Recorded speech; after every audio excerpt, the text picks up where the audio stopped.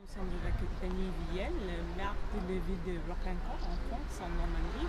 Est-ce que tu peux parler de votre histoire en Rocancourt avec ton famille? Alors, mon grand-père était maire de Rocancourt de 1945 à 1971. Donc, c'est-à-dire qu'il est mort sur son dernier mandat. C'était le 5e. Et il faisait partie de la résistance pendant la guerre. Et il avait un poste de radio qui était caché simplement sous une espèce de drap. Ma grand-mère disait tout le temps que c'était très dangereux parce que mon grand-père et ma grand-mère étaient agriculteurs. Donc les soldats allemands venaient tous les jours réquisitionner, c'est-à-dire prendre de force le beurre, le lait, la viande. Et si les soldats allemands étaient arrivés au grenier où il y avait le radio set, ils auraient pu fusiller tout le monde, toute la famille. Voilà. Et ma grand-mère, que j'ai pas connue parce qu'elle est morte, j'avais 4 ans, moi je suis le dernier d'une fratrie de 7 enfants, elle était terrifiée par les Allemands à cause de ça. Et c'est vrai que les habitants de Rocancourt, comme plein d'habitants d'autres villages, ont eu peur, vraiment peur des Allemands pendant très longtemps, même après la guerre.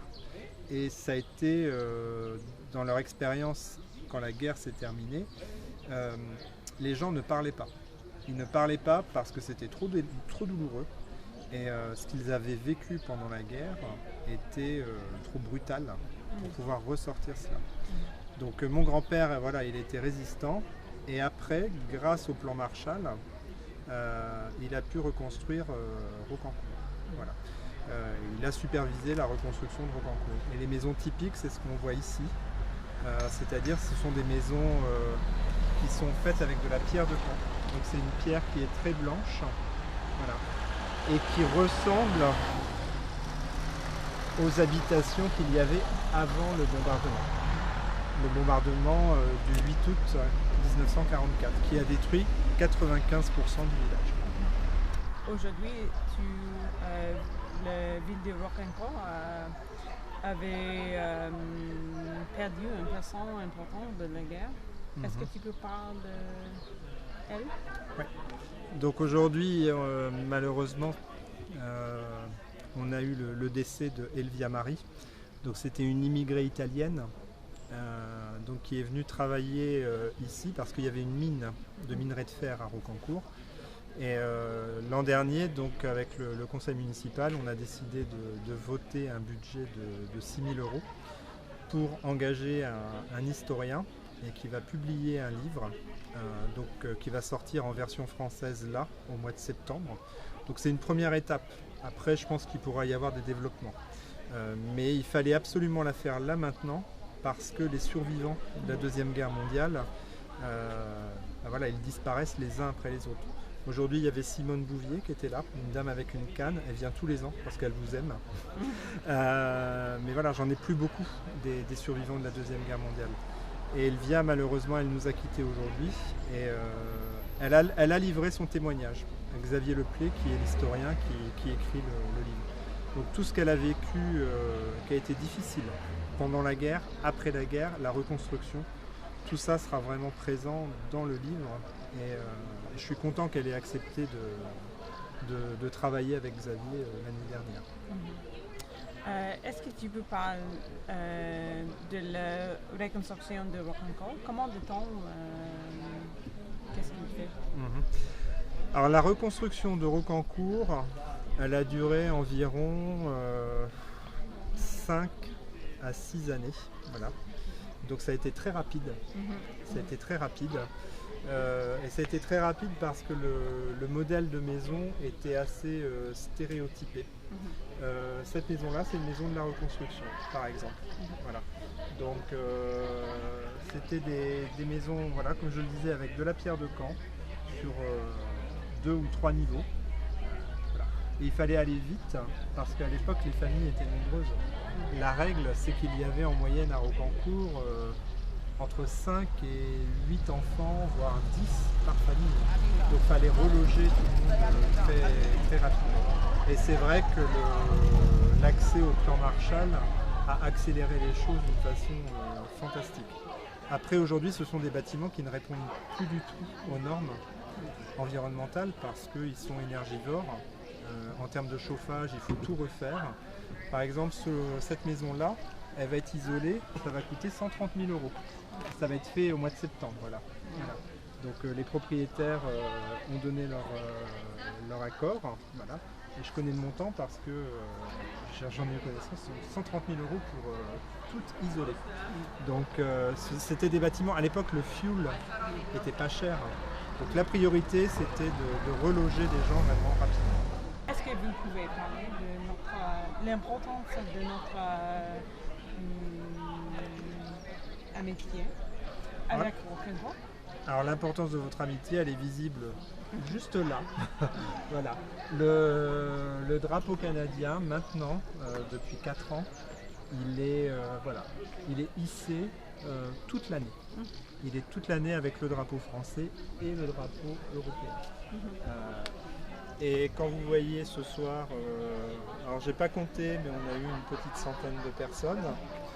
Je me dis que voilà, sur une population qui en fait à peu près 1000, et on est en pleine période de vacances, les gens sont très attachés à la représentation des Canadiens et à l'amitié qu'ils vous portent. Et le fait qu'il y ait des jeunes, des enfants, parce qu'ils connaissent très bien le rôle des alliés et notamment des Canadiens, parce que nous on est vraiment très Canadiens à Rocancourt. Voilà, notre emblème, voilà, il a été enlevé, mais c'est la feuille d'érable. Voilà, à peu de choses près, ça ressemble vraiment à la vôtre. Donc les jeunes sont vraiment au courant, ils connaissent l'importance du passé. Il y a une rue qui porte le nom du soldat Parenteau, qui était un soldat canadien, qui a défendu Rocancourt, qui était dans la ferme qui est juste derrière. Et on a retrouvé les photos de ce soldat-là. Et c'est vrai que les habitants, alors les nouveaux, ils nous disent « Ah bah tiens, pourquoi ?» Et quand on leur explique, on leur dit « Ah bah oui, quand même, ce sont les Canadiens qui nous ont libérés. » Et là, après, ils s'intéressent. Mais quand ils s'intéressent, il faut qu'il y ait une référence en face. Et c'est pour ça qu'on a vraiment voulu faire l'écriture de ce livre qui va sortir au mois de septembre. Et quoi est-ce que nous pouvons faire pour aider la mémoire et aussi l'amitié avec Rock'n'Roll? Il faut continuer à venir. Il faut continuer à venir parce que les liens, quand ils se font par Internet, ça suffit pas. Ça suffit pas. Et moi, je rêve qu'on puisse, avec une délégation française, venir vous voir au Canada. Ça serait bien qu'on puisse le faire. Faudrait, voilà, dans les deux sens, c'est un partenariat. Donc voilà, vous voir, ça participe à cela. Qu'ils vous entendent chanter l'hymne canadien en français et en anglais, c'est très important. Et qu'ils voient que on est pareil. Oui. On a chacun notre culture, Oui. on a des différences, mais notre idéal, c'est les valeurs humaines. C'est juste ça. Je vous remercie pour cet accueil de nos graines de Rock'n'Roll. Et nous devons faire tout ce que nous pouvons faire pour partager cette histoire, parce que nous partageons une histoire Commune. et commune entre Canada et Rock'n'Roll. Et pour nous, en anglais, we must continue to earn the fact that our flag is in your city. It will always be in our city, Yes. in our village, because you are part of our history, that's a fact, but you are also part of our family, really.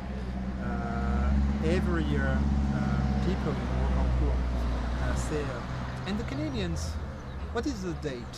When are they coming? And they're waiting for you. That's reality. I'm not talking about nonsense, that's reality. Every year, because I plan every event, and I cannot announce in January the date, because in general you tell me in Yes. March or April which date you Yes. are going to come here. And the inhabitants are always asking me the question, and what about the Canadians? When are they going to come? Yes, well, we can So, tell you. which is a proof Yes. that you are part of the family. Yes. C'est important qu'il y ait des gens très différents du Canada, des gens très différents de Rocancourt, et que tout cela se mélange. Notre rôle en tant qu'élu politique, c'est de faire en sorte que ça puisse arriver. C'est ça. Moi, le rôle d'un maire, je dis tout le temps, c'est un chef d'orchestre. Parce que le talent, c'est vous qui l'avez. Moi, ce que je fais, c'est d'accorder. C'est-à-dire de faire en sorte que tout ça, ça prenne du sens et que les gens se rencontrent. Et quand ils se rencontrent, il y a des choses formidables. Et aujourd'hui, on a eu une chose Oui. formidable. Une autre chose formidable. Et Voilà. nous devons vous remercier pour tout ça. Parce que tout notre groupe sont parents. You, Vraiment. once again, this town has penetrated a new group of Canadian teachers and you have changed their world with one evening. You have transformed them as people and inspired them to do new and incredible things with their students, to live up to the message that your young people spoke about in the ceremony tonight. A very powerful message about living up to the duty and sacrifice demonstrated here 75 years ago, that we must continue to honor that idea of making the world a better place for every human soul and every human life. And we are together with you and them in doing that. I know that, and everything depends on future generations. I'm sorry to tell you that, but No. we are too old. Yes. We are too old, but we have to make sure that they understand the past so that the future is better. And you know, Denny, that is why we bring teachers here. Because when we bring 12, 16 teachers, they will have the power to influence thousands of students. And they will make ready the next generation to handle these challenges that we will face together. That's what we try to do, and that's part of my personal mission. I'm very committed, but I'm not the only one. Non, nous sommes une équipe. Ouais. Un grand Teamwork. escadrille. Yes, teamwork. Yes, yes. Teamwork.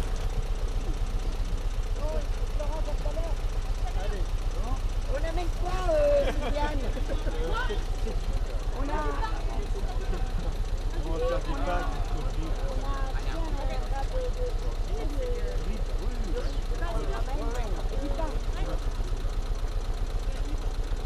Sinon, on va me faire les choses.